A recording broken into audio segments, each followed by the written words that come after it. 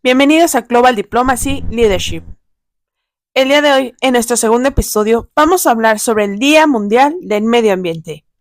Yo soy la doctora Sofía Morales y en este episodio estamos acompañados por la presidenta de Global Diplomacy Leadership, la doctora Denise Morales. Muchas gracias por la invitación. Estoy lista para compartir mi experiencia y conocimiento con todos ustedes. Gracias a usted. Y partiendo de la gama amplia de la diplomacia, podríamos comenzar hablando justamente sobre la diplomacia ambiental. Así es, la diplomacia ambiental se entiende como la diplomacia que se ocupa solamente de las cuestiones del medio ambiente. Esto en la teoría, pero en la práctica se ocupa de más temas. Progresivamente, la diplomacia ambiental fue integrándose por acuerdos sobre el medio ambiente, especialmente para administrar los recursos naturales. Posteriormente, en la segunda mitad del siglo XX, se realizó una cumbre mundial muy emblemática sobre el medio ambiente, específicamente me refiero a la Cumbre de Estocolmo de 1972. A partir de entonces, la diplomacia ambiental se orientó a la protección y el cuidado de los recursos naturales. Desde entonces, la diplomacia ambiental fue formándose a partir del establecimiento del marco jurídico internacional, de objetivos específicos, principios y marcos de acción que le permitieron emitir declaraciones oficiales de las cumbres realizadas, así como de establecer instituciones internacionales sobre el medio ambiente. Para unir a ello, también quiero destacar un poco que en la Unión Europea tienen una cuestión de la diplomacia. Por ejemplo, para ellos consideran a la diplomacia como la diplomacia verde en cuestiones ambientales. Es decir, la Unión Europea justamente ha hecho el cambio climático un elemento central de su política exterior. Los países de la Unión Europea colaboran con socios mundiales para reforzar el compromiso internacional en materia de clima y promover los esfuerzos e iniciativas internacionales. Justamente hablando de esta diplomacia verde que considera la Unión Europea, se basa justamente en tres elementos de la crisis planetaria, como es el cambio climático, la pérdida de la biodiversidad y la contaminación. Así es, y por ello es importante hablar del Día Mundial del Medio Ambiente. Para darles un panorama general, el Día Mundial del Medio Ambiente es una plataforma internacional dirigida por el Programa de Naciones Unidas para el Medio Ambiente, con el objetivo de lograr difundir la importancia de proteger y cuidar el medio ambiente, concientizando sobre la problemática actual ambiental alrededor del mundo, mediante la difusión y apoyo de diversas dinámicas en favor del medio ambiente. Ahora bien, ¿cómo surgió este Día Mundial del Medio Ambiente? Bueno, del 5 al 16 de junio de 1972 se llevó a cabo la Conferencia de Estocolmo o Conferencia sobre el Medio Humano, cuyo objetivo era conservar y cuidar el medio ambiente. Es importante señalar que esta fue la primera cumbre multilateral dedicada al medio ambiente. La Declaración de Estocolmo fue el resultado de esta conferencia ambiental global, trayendo consigo posteriormente una conciencia internacional sobre los temas ambientales, lo cual derivó en la creación de un amplio marco jurídico internacional en la materia. Brevemente podemos mencionar que la Declaración de Estocolmo está integrada por un preámbulo que son 7 puntos generales en el que se proclama que el medio ambiente debe protegerse, que es fundamental para el goce de los derechos humanos, que se debe defender y que la colaboración entre naciones y organismos internacionales es de interés de todos. Aunado a estos 7 puntos, la Declaración de Estocolmo sobre el medio ambiente también contempla 26 principios en materia ambiental, estableciendo como mayor la obligación de proteger y mejorar el medio ambiente para las generaciones presentes y futuras. El principio 3 tiene una especial importancia debido a que se contemplaba ya desde ese tiempo que debía mantenerse, y siempre que fuera posible, la restauración y mejoración de la capacidad de la tierra para producir recursos vitales renovables. Y menciono brevemente un principio en donde ya se hablaba de justicia social ambiental, debido a que el principio 6 contemplaba el apoyo que debía darse a la justa lucha de los pueblos de todos los países contra la contaminación en caso de que se causara algún daño grave o irreparable a los ecosistemas, principalmente con la descarga de sustancias tóxicas en cantidades y que el medio ambiente no pudiera neutralizarlas. Y justamente, doctora Morales, si me permite dar la definición de ecosistemas para completar un poco más estos conocimientos generales, eh, hay que repartir que los ecosistemas son la red de vida en la Tierra. Un ecosistema incluye a todos los seres vivos y sus interacciones entre sí y con su entorno en un lugar determinado.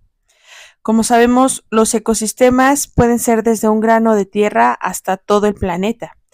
Los ecosistemas también brindan beneficios invaluables al ser humano e incluso al mundo entero.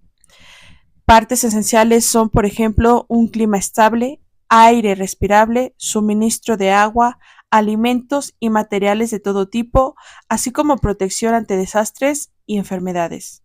Los ecosistemas naturales son importantes para nuestra salud física y mental, así como para nuestra identidad y a veces son parte de la cultura. Son el hogar de valiosa vida silvestre y para muchas personas significa una fuente de admiración, incluso espiritualidad. Los ecosistemas de todo el mundo actualmente, doctora, como sabemos, enfrentan grandes desafíos. Por ejemplo, la tala de los bosques, la contaminación de ríos y lagos, los pantanos que se secan, las costas y los océanos que se degradan, la sobrepesca, los suelos montañosos que se están erosionando, incluso las granjas y los pastizales que se están sobreexplotando. Esto es de manera general para comprender la importancia del Día Mundial del Medio Ambiente. Así es. Ahora bien, ya el 15 de diciembre de ese año, de 1972, la Asamblea General de la ONU decidió establecer el 5 de junio como el Día Mundial del Medio Ambiente, para que cada año se realizaran en todo el mundo actividades que fomentaran la concientización del cuidado del medio ambiente. De hecho, te comento, Sofía, en ese día la Asamblea General fundó el Programa de Naciones Unidas para el Medio Ambiente. Cabe destacar que actualmente es la principal autoridad mundial del medio ambiente. Integrado por 193 estados, actualmente este programa de Naciones Unidas tiene sus oficinas principales en Nairobi, Kenia. Tiene 7 oficinas regionales y 18 oficinas nacionales en todo el mundo. Qué interesante. Así es, y de hecho en Nairobi es la única sede de la ONU en el sur global. Ahora bien, las 193 naciones a través de este programa buscan la solución de la denominada triple crisis planetaria que ya nos comentabas. Volviendo un poquito a la celebración del Día Internacional del Medio Ambiente, cada año desde entonces se celebra este día con diferentes temáticas. Este año el tema se centra, por ejemplo, en restaurar las tierras, detener la desertificación y fortalecer la resiliencia a la sequía bajo el lema Nuestras tierras, nuestro futuro, somos la generación restauración. Y doctora, ¿nos puede comentar justamente cómo han cambiado estos lemas año con año para enfocarnos en una área específica del medio ambiente que es tan amplio? Claro que sí. Por ejemplo, el año pasado, en 2023, el tema estuvo centrado en soluciones a la contaminación por plásticos. Y, por ejemplo, en el 2022, el tema central fue vivir en armonía y sostenibilidad con la naturaleza, mientras que en el 2021, el tema central fue la restauración de ecosistemas. De modo que tomando una temática cada año, pues se logra concientizar al colectivo internacional sobre los desafíos y la problemática mundial al que se enfrenta la comunidad internacional. Bueno, doctora, como ya hemos conocido este panorama general justamente del Día Mundial del Medio Ambiente, podemos hacer hincapié justamente en cosas que también todos los diplomáticos, incluso todas las personas que están interesados en el ámbito internacional, como tener conocimientos de tratados internacionales, convenios, agendas, guías, podemos hacer hincapié en las más relevantes. Así es. Por ejemplo, tenemos el Decenio de las Naciones Unidas sobre la restauración de ecosistemas y bueno, este es una estrategia de 10 años que va del 2021 al 2030 para detener y revertir la destrucción y degradación de miles de millones de hectáreas de ecosistemas mediante la conexión de muchos proyectos alrededor del mundo. Al respecto, pues digamos, estrategia se componen varios objetivos muy específicos. Entre ellos me gustaría resaltar, pues, el empoderamiento al movimiento global que estamos ahorita en este momento señalando, la restauración financiera sobre el terreno, el establecimiento de incentivos adecuados, el desarrollo de capacidades, la inversión en la investigación, entre otras estrategias. De modo que con estas acciones, la Organización de las Naciones Unidas, a través de la FAO y el Programa para el Medio Ambiente, busca regenerar mediante la restauración el medio ambiente a nivel mundial. Muy bien, doctora. Y justamente como estamos hablando del diseño de la ONU sobre la restauración de ecosistemas, cabe resaltar igual que existe una guía práctica para la restauración de ecosistemas. Si me permite, voy a entrar a detalle. Claro que sí. Esta guía práctica justamente nos habla y nos enfatiza de 8 ecosistemas claves que se pueden restaurar. En estos 8 ecosistemas claves hace énfasis en bosques, océanos, costas, áreas urbanas, agua dulce, pastizales, sabanas, montañas, tierras de cultivo y muchos más. Sin embargo, hacer hincapié en estos 8 ecosistemas clave nos ayuda justamente a el diseño de las Naciones Unidas que se pueda lograr de manera más práctica y sobre todo de manera más equitativa en temas globales. Que esto significa salvaguardar procesos claves como la fotosíntesis, el almacenamiento de carbono, el ciclo de los nutrientes, la filtración del agua, al tiempo que se protege y se recupera la biodiversidad.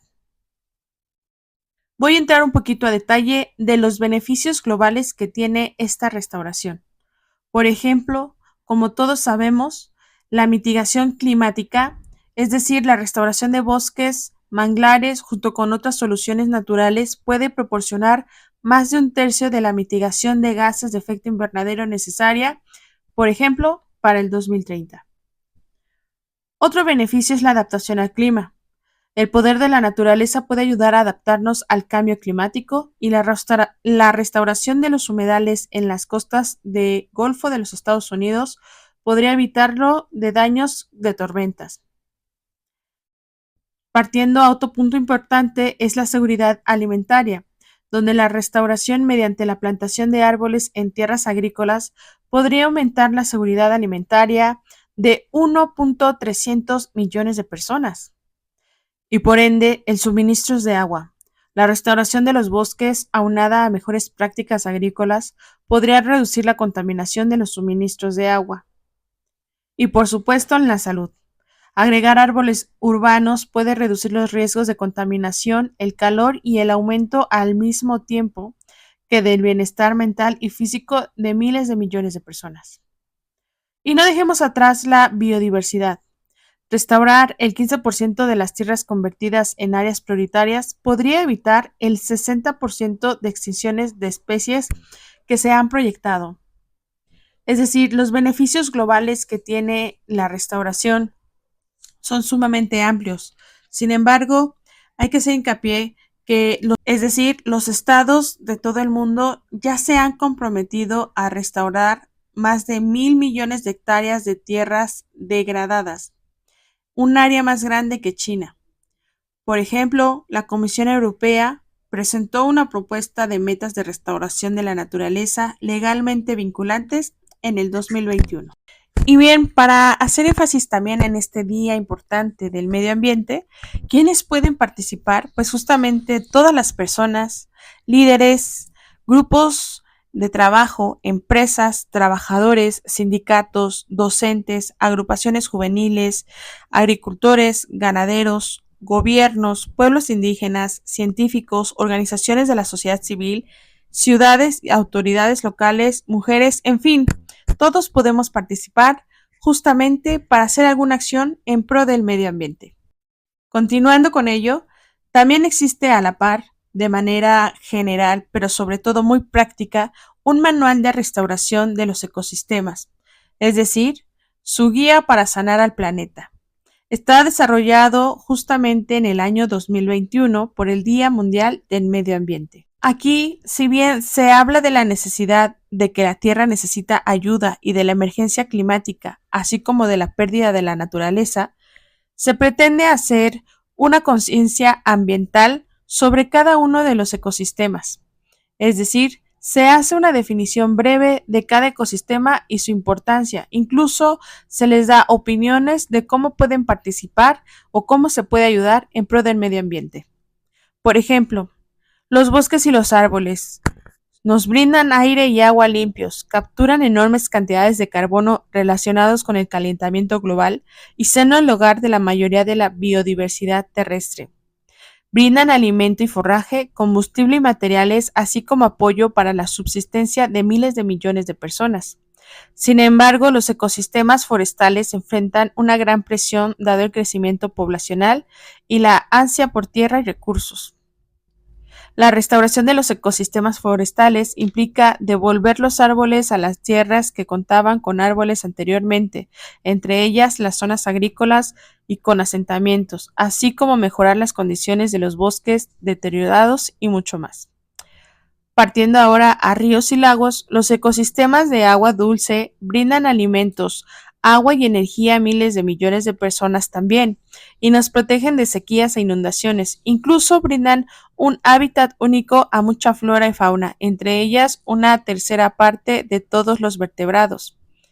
Estos ecosistemas, por ejemplo, se enfrentan a la contaminación de sustancias químicas, plásticos, aguas residuales, así como la pesca y la extracción de agua excesiva. Suelen atraer al desarrollo inmobiliario y a la recreación. Sin embargo, la protección y restauración de ecosistemas de agua dulce puede significar una mejora en la calidad del agua, la regulación del uso de dichos ecosistemas y la tierra circundante, así como detener o revertir las modificaciones hechas por los humanos a los procesos naturales. También están los pueblos y las ciudades. Como bien, seguramente conoces las zonas urbanas que ocupan menos de 1% de la superficie terrestre. Sin embargo, albergan a más de la mitad de su población. Pese a estar hechas de acero y concreto y de tener multitudes y tráfico, los pueblos y las ciudades siguen siendo ecosistemas cuyas condiciones marcan profundamente la calidad de la vida de los humanos. Las ciudades urbanas comúnmente están muy deterioradas y con mala planificación. Esto es uno de los problemas que enfrenta parte de los que se habla en el Día Mundial del Medio Ambiente. No dejemos atrás a los océanos y las costas, que cubren más del 70% de la Tierra. Estos ecosistemas regulan nuestro clima y generan la mayoría del oxígeno que respiramos. Constituyen la base de sectores económicos clave como el turismo y la pesca, y albergan una biodiversidad que va desde las ballenas hasta el plancton, en hábitats que van desde los soleados arrecifes hasta los océanos polares. ¡Qué grandioso es el planeta! Podemos restaurar los océanos y las costas si reducimos las presiones que se les ejerce de modo que puedan recuperarse. Por ejemplo, se necesita comunidades que sean más resilientes y hagan frente al cambio global. Aquí se imparte una lista que se pueden apoyar justamente para hacer un frente y en pro de los océanos y las costas. Cabe resaltar, por ejemplo, que Reino Unido presentó un proyecto de restauración de la vegetación marina. Incluso hay directrices para la restauración de arrecifes de la Iniciativa Internacional sobre los Arrecifes de Coral. Siguiendo a tierras de cultivo y pastizales, probablemente sean nuestros ecosistemas más vitales, además de brindar alimento, forraje y fibra. Los campos y las tierras de pastoreo albergan una variedad de organismos que van desde murciélagos y aves hasta escarabajos y lombrices, además de considerar una cobertura arbórea.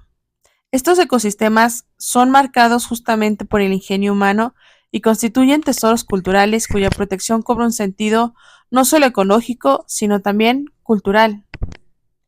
Para restaurar los ecosistemas rurales, empleando la naturaleza y así proteger la productividad agrícola y la salud del suelo, se busca mejorar la gestión de la tierra. Tenemos también a las montañas, que albergan la mayoría de los puntos críticos de la biodiversidad de la Tierra y brindan agua dulce aproximadamente a la mitad de la humanidad, entre ellas una multitud de ecosistemas que proveen hogar a especies únicas como los leopardos, los gorilas, así como la vasta diversidad cultural entre las personas adaptadas a los riesgos de la vida a la montaña. En conclusión, hay que integrar el medio ambiente a nuestras vidas, porque el medio ambiente siempre ha estado en el concepto de la humanidad. Doctora Morales, partiendo de estos conocimientos que hemos compartido con nuestra audiencia diplomática, ¿nos puede hablar un poco de esta convención importante de las Naciones Unidas de lucha contra la desertificación que justamente en estos días tomó mucho auge, pero sobre todo de lo que implica esta convención? Claro que sí. De hecho, con la temática del Día Internacional del Medio Ambiente, pues cobró más relevancia esta convención en específico que habla sobre las tierras y la desertificación, la lucha contra la desertificación. Pues prácticamente les voy a comentar brevemente cómo se integra esta convención.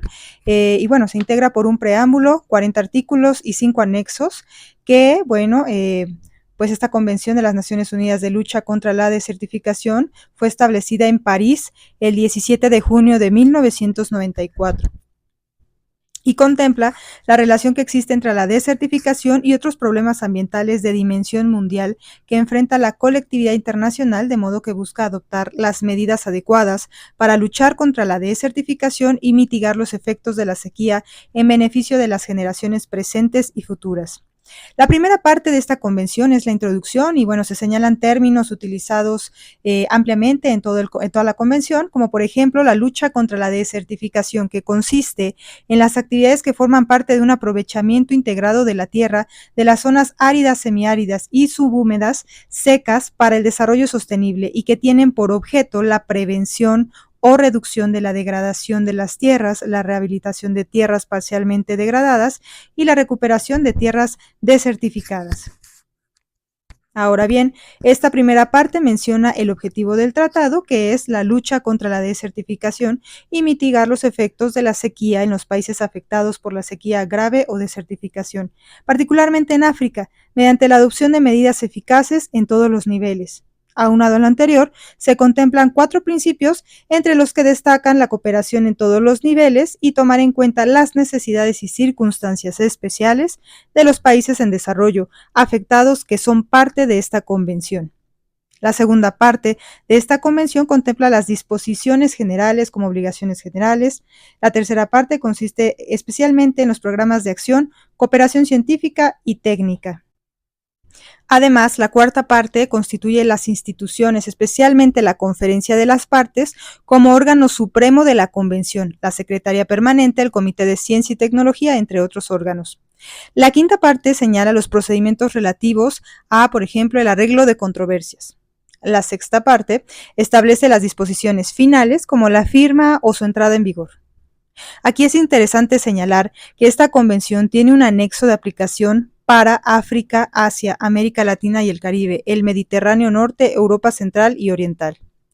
En concreto, para América Latina y el Caribe se contempla, además de las condiciones particulares de la región, los programas de acción, el contenido de los programas de acción nacionales, así como el marco institucional para ello.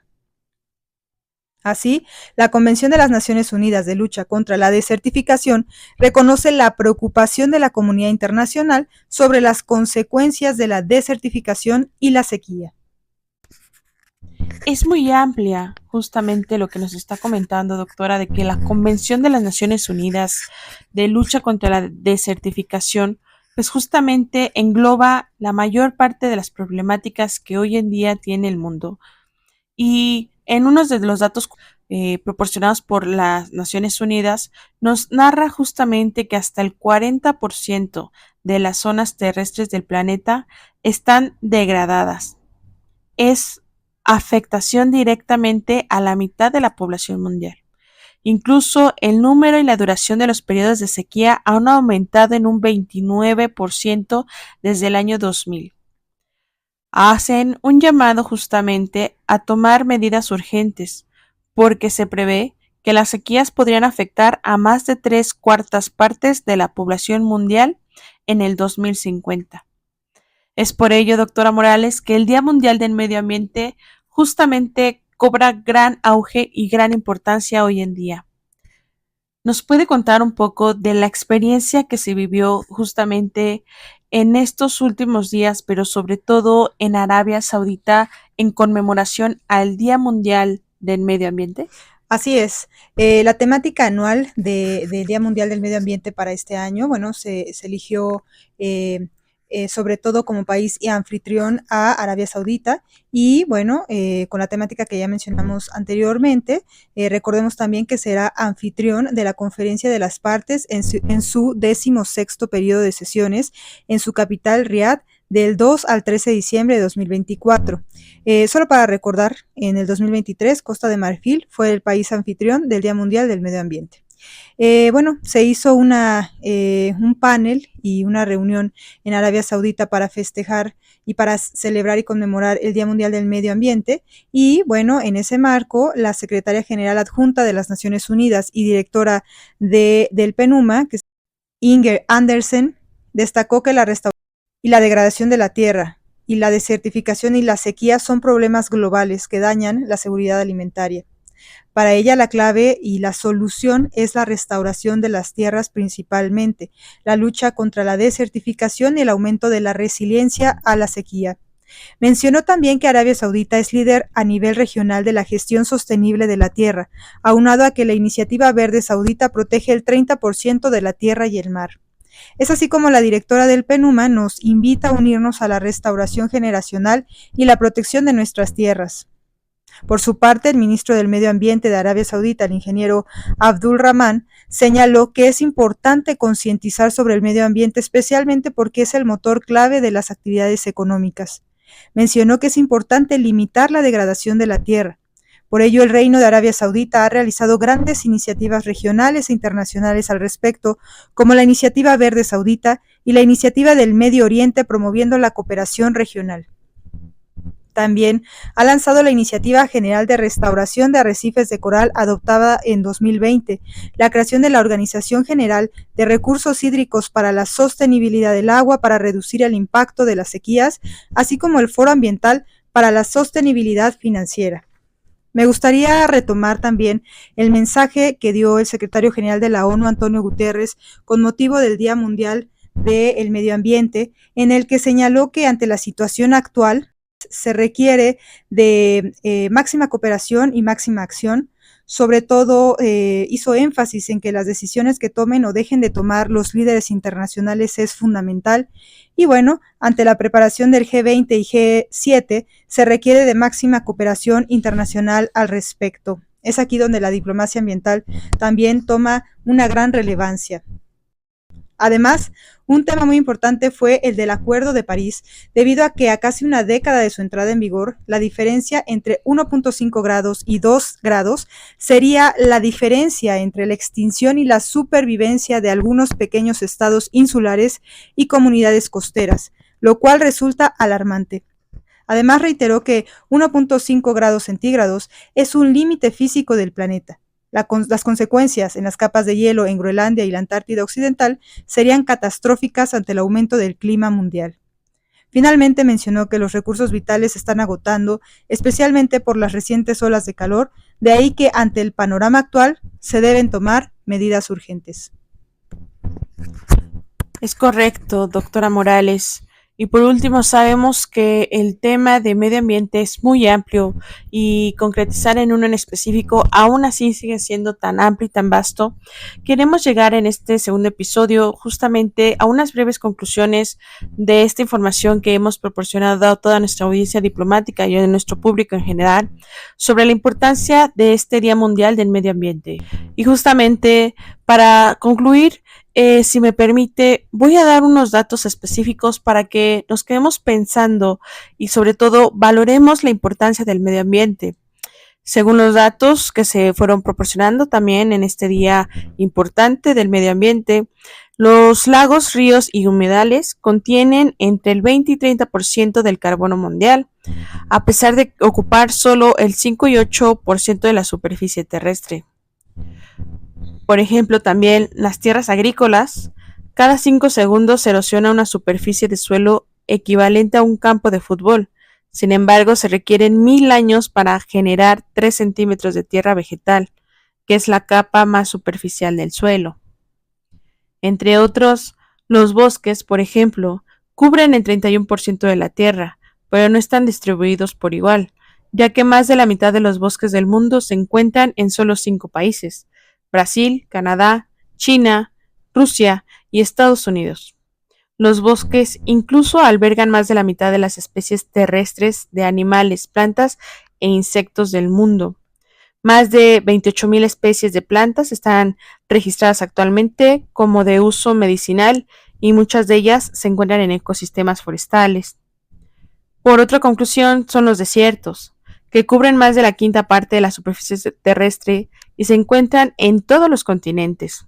Muchos desiertos se están expandiendo debido al cambio climático, pero algunos países están contraatacando, entre ellos 22 países de África que bordean el desierto del Sahara, donde la iniciativa de la Gran Muralla Verde pretende restaurar 100 millones de hectáreas de tierra mediante un mosaico de paisajes verdes y productivos. Y por último, parte de las conclusiones fueron las tierras secas, zonas con gran escasez de agua que cubren el 41% de la superficie terrestre y el 78% de los pastizales del planeta. Las tierras secas generan el 44% de los cultivos mundiales, son la fuente de alimento de la mitad del ganado del mundo y sustentan la vida y los medios de subsistencia de más de 2.000 millones de personas. Y no dejemos atrás justamente la importancia del Día Mundial del Medio Ambiente en este 2024, bajo su lema Nuestras tierras, nuestro futuro. Somos la generación restauración. Doctora, unas breves conclusiones que nos pueda compartir de este amplio tema, por favor. Claro que sí, con mucho gusto. Aquí la invitación es el llamado a la acción. Es muy importante y fundamental que todos contribuyamos para que podamos lograr la restauración de las tierras, y es un llamado que hacemos a los jóvenes, a la sociedad civil, al ámbito académico, al ámbito diplomático, para que todos en conjunto atribuyamos nuestro conocimiento, nuestro tiempo, nuestras acciones para poder lograr la restauración de las tierras. Gracias.